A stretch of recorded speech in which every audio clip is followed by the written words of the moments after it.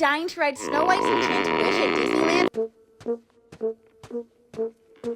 Alright people, what's up? These plus-size Disney adults on TikTok are ruining Disneyland forever. Now audience, the subject of today's video is plus-size park hoppers. Yes, ladies and gentlemen, you guys wanted a part 2 on these people. And yes, audience, if you're wondering, they did get worse. They're here, they're back, they're big backs, let's begin. You've been dying to ride Snow White's Enchanted Wish at Disneyland, but you weren't sure if you'd fit? Hey everyone, Dude, they cut off the video because she couldn't even get through the fucking thing. How fucking embarrassing this TikTok account must be for all of them. You're just sitting there publicly announcing to the world that, yeah, you are way too big to get through a fucking security thing, and that you and your best friends are the top 5 most loyal customers to Mountain Dew. How are you guys not ashamed of yourselves? plus-size park hoppers, rearranged in sizes from 2x to 5x. Make sure you like this video and follow us for more plus-size Disney tips and tricks. You know what's so weird about this video, ladies and gentlemen, is the fact that you think that this is such a narrow audience demographic, but I shit you not, whenever you go to Disneyland, a good 80% of the fucking attendants are plus size. So chances are this TikTok account for Disney adult plus size people, their audience is probably 80% of the fucking people that go to Disney. I never thought such a narrow audience could be so broad. Make sure you watch this video to the end for a helpful tip on the turnstiles at Disneyland. Yeah, guys, make sure you watch all the way to the end of the video so that you can give them all the watch time they need. Well, guess what, you little shit? I downloaded your video so that I'm not gonna give you any extra promo. Yeah, I know, get fucked.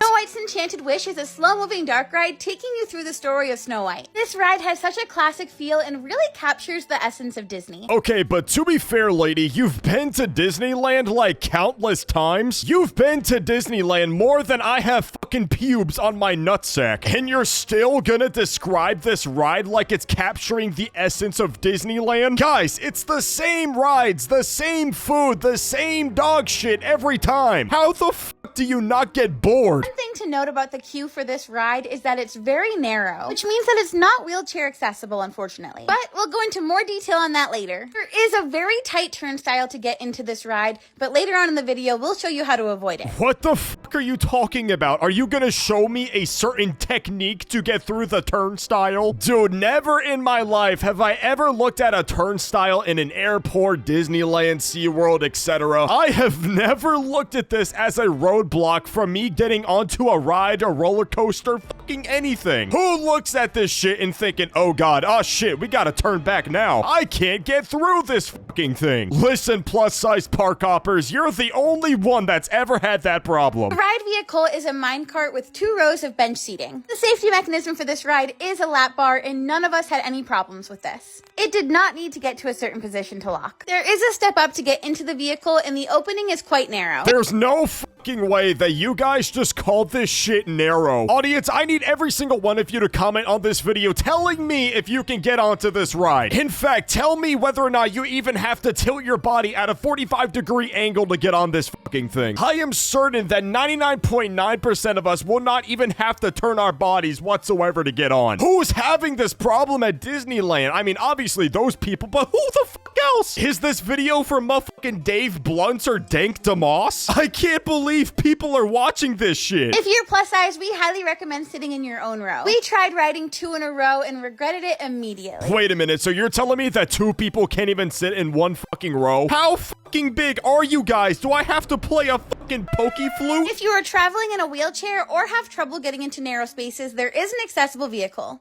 The side opens on the accessible vehicle, which makes getting in or transferring easier. If you are in a wheelchair or have a difficult time getting through narrow turnstiles, there is a solution. All you have to do is go to the exit and speak to the cast member. They will then scan your ticket and give you a return time. So instead of standing in line, you're basically waiting in a virtual queue. When it's time for you to return to the ride, you will get a notification on your phone. Then just go back to the exit of the ride and you'll be able to enter there. That is actually fucking crazy. You figured out a workaround to get your big ol' ass on the fucking roller coaster. That notification on your phone, lady, is nothing to be proud of. Here's what we ate in a day as 5 plus-size best friends in Disney's California Adventure, Part 1. Holy fucking shit, they actually make muffins based on what you look like? Sarah and I got Jack Jack Cookie Num Nums after riding the Incredicoaster because we skipped breakfast. You guys skipped breakfast. You guys had to make up on lost time and sugar and fucking calories by eating this? I can only imagine the amount of grams of sugar that's probably in that singular cookie. This singular cookie alone will probably give me a sugar crash in 10 fucking minutes. Listen, audience, I'm somebody that doesn't have sugar. I try to be as healthy as humanly possible. If I take one singular bite of that, my body is not gonna handle it. I'm gonna fucking pass away. It'd be a hot take, but we think the cookies at Disneyland are way better than at Disney World. The chocolate is so much more melted, and that's how it got all over my shirt. That is fucking wild. You have a laundry detergent stick on standby to get rid of the stains on your fucking shirt. You guys eat so much food throughout the day, you actually have that in your purse. I didn't even know that shit fucking existed until now. This is like some big back, big ol' ass Supreme shit right here. We started with the Incredi cookie, which is a gluten-free jam-filled cookie. Audience, I'm just saying, hear me out. Just kidding, audience. I would not do that. I would much rather do the big Michelin motherfucker. 2 of us shared the garlic cream cheese bread from Paradise Garden snack cart. It was honestly so good. Ashley and I each got the peanut butter cold brew from the cappuccino cart. Bro, how the hell have you guys not gotten diabetes by now? For only 45 seconds of this video, you guys probably consume 1,000 grams of sugar in just this part of the video. Your heart is more reliable than a fucking Toyota Tacoma. I'm surprised it's still beating. This is seriously one of the best coffees I've ever had on Disney property. Sarah got the Thai tea with boba from Lucky Fortune Cookery. From On Cast Cafe, Sarah got the mac. Alright, bro, what the fuck is that? I have never seen something that describes heart attack in one image. Cheese in a bread bowl. She did not love this. Yeah, I don't think anybody would like eating that big ol' ass thing of mac and cheese, no matter how big you are. Like, seriously? You take one fucking bite of that and your heart stops working? No wonder you wouldn't like eating that mac and cheese. You're about to fucking die. Guys, this almost gave me a heart attack. Womp womp. Bro, fuck off. In the Lucky Fortune Cookery, I had the yaki udon with Holy fucking shit, she actually has vegetables in it. Is there really gonna be a redemption arc among the Disney adults at fucking Disney World? Rage-inspired crispy chicken. It was just alright. It was just alright, probably because of the fucking vegetables. Is that the reason you don't like it? Maybe if Mr. Pillsbury Doughboy fucking jerked off his secret sauce in your food, you would probably like it more. Also from the Lucky Fortune Cookery, Deanna got pot stickers and teriyaki chicken. She really liked both of them. Katie got a kid's portion of teriyaki chicken as well as an order of birria tacos. Ashley and I also shared an order of birria tacos because I didn't really like my meal. All I hear in this video is the 10 million milligrams of sodium you guys are swallowing down your fucking esophagus. How is your tongues not drier than the fucking chafed feet of David Goggins? And these were honestly incredible. We all loved them. As shown by me pushing my original meal away.